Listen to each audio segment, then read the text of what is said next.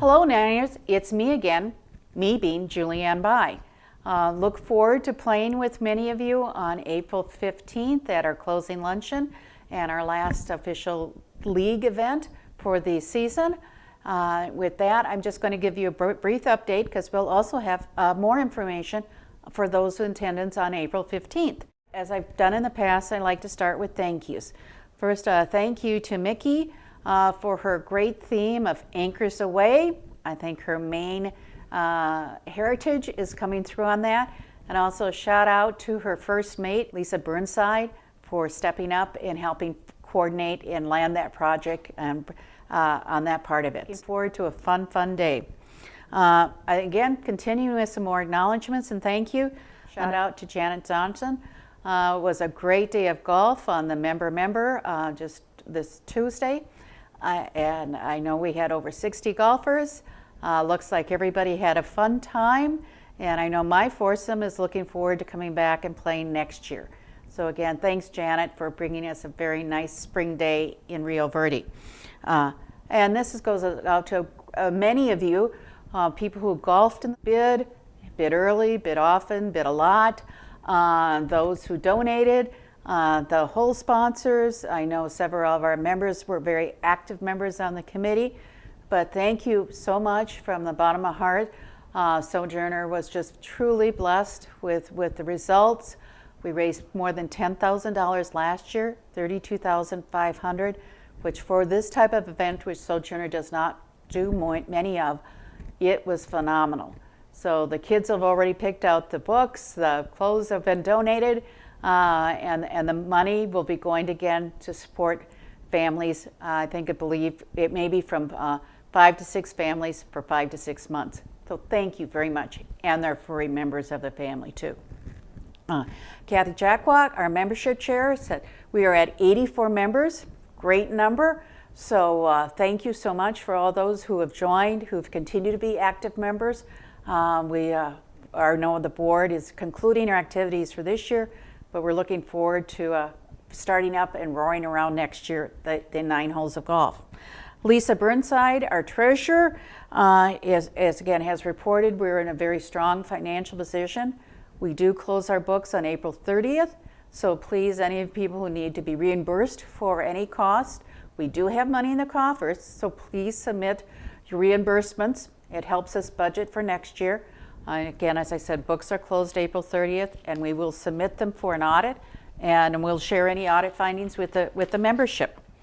The kind of a bit about our luncheon, our closing luncheon on April 15th, better known by some of us as Tax Day or Delay the Tax One More Day part of it. So I am going to request the format still being kind of figured out, how much we might be able to present live, or we might have a video show, or how we do that, and that become obvious in just a moment. But I am asking all the members, particularly those with the early tee times, if you can just allocate enough in your day to stay through the last group that comes in. I think we've got about 40 golfers that day, so it'd be probably for a lag time of maybe about an hour and 10 minutes from the first time to the last tee time when people get in.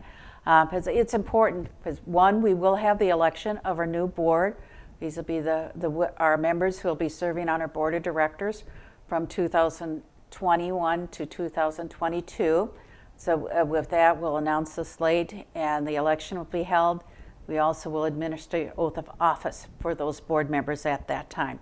Won't take much time, but that will be there. What more importantly and significantly, and what is the fun part of the day, is we'll find the results from our club championship. So we'll recognize and award the championship trophy to our club champion. We'll announce the winners of the first and second flights, and then we go 1, 2, and 3 places on that, and our most improved Niner for the year. I know Kramer's got those tabulated. I do not know who they are, but it'll be that time to celebrate as best we can and recognize the accomplishments of our fellow Niners for that part. And it won't take a lot of time, but please do that. Remember, the Niner Club putting in $50 additional, and the prize pool for people playing in that day there's also a drink ticket to celebrate our accomplishment of your fellow golfers. Summer League, traditionally, so April 15th is our last official league Thursday game day. We'll resume again in May, but these activities are coordinated by us in the club. So it's not done through the pro shop, so I'm looking for volunteers, one person to handle May, second person to handle June, third July, fourth August, and we'll see if we want to continue in September and October. But we do have fun games we play on Thursdays. As the monthly coordinator, you get to choose the game that gets to play. We include, you will collect the money, disperse the winnings. With that part, do the scorecards. And Eileen has already volunteered, Bob Fickus, to do the scorecards with the pops, which is the most challenging part of that. So that should work well. If you're interested, please see me, again, to be a volunteer for 1 month during our summer leagues. Traveling Niners, I think we're still trying to coordinate one more opportunity. I know Barb's been working hard with Kramer, and we'll be able to say a yay or nay on April 15th. One item I did want to share, I'm not sure if you're familiar, but with our club, we have a variety of committees. One committee is the golf committee. As the president of the Niner, I do serve on that. It's made up of, I might miss one or two, but it's made up of the Greens Committee, presidents of all 4 associations. The pros, our pro shop is represented. I think the handicap committee, and I might have missed, and maintenance. So they meet once a month. And one of the items that was brought up about was dress code. Because now we've got to that time of year where we don't have to put on all those clothes that we want to look or dressed appropriately. And I'm just going to take a minute to actually read the dress code, because I wasn't aware of it, so I just want to make sure you're aware of what it is. Stated that proper attire must be worn at all times on the golf course and all practice facilities by members, guests, and guests over 14. So that's who this is directed to. I'll just briefly go over the women. For women, golf-style shorts with a minimum of 18-inch outseam, so again, not really short. Golf-style blouses, shirts, turtlenecks and mock turtlenecks, we don't need those right now. Skirts and slacks are permitted. The following are prohibited. Short shorts, bathing suits, I find that hard, but mini skirts, scoop necks, blouses, I meant scoop in the back, scoop in the front. We want collars are up closer to the neckline. Thinly strapped sun blouses, halter tops, tank tops, and again, sort of those tops that are more athletic that you might wear in tennis are not really appropriate for golf wear. So we want we're sleeveless, but we want our shoulders covered. Tube tops, might have said that, but cutoffs, bike pants, denim in any kind, or any other apparel inappropriate for golf. Basically, when I kind of look at myself, if you're not certain, my advice to myself, and maybe share with you, is not to wear it.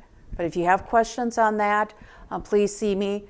I know where the golf committee will continue to discuss this. I know in other clubs, if someone's not appropriately dressed, they either have to go into the golf shop and get an appropriate top, or they may be asked to leave. And that's where we'll continue to do that. The best way to do it is just monitor ourselves and dress appropriately for the fun game of golf on that part of it. With that, so again, any questions, please see me.